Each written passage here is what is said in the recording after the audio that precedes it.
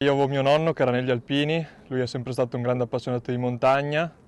anche quando ero piccolo mi portava sempre sui monti con lui, allora da lì ho preso un po' la passione. Una passione che è diventata missione per Gabriele De Zolt, giovane alpino comeliano di origine che da pochi giorni, al termine di 12 settimane di addestramento al centro di addestramento alpino di Aosta, ha ricevuto il cappello con la penna, il caratteristico copricapo che segna l'appartenenza alle truppe alpine, che è storia e tradizione. Per me ricevere il cappello alpino è un'emozione incredibile perché mi sento parte di una grande famiglia, mi rende molto orgoglioso e anche il ricordo di mio nonno che mi ricordo quando ero piccolo giravo col suo cappello alpino giocando. La cerimonia di consegna del cappello alpino si è svolta a Trieste nella splendida piazza Unità d'Italia e sancisce la fine di un impegnativo percorso fisico e tecnico durante il quale i 140 aspiranti hanno appreso le tecniche per vivere, muoversi, combattere e soccorrere in ambiente montano. I neoalpini sono stati assegnati ai reggimenti delle Brigate Taurinense e Iulia,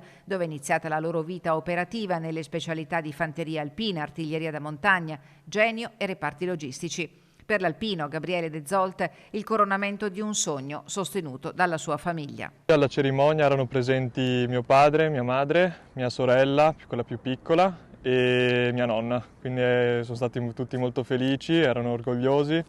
Mia nonna ha pianto tanto perché anche lei per il nonno era molto contenta e avrebbe voluto che fosse qui anche lui.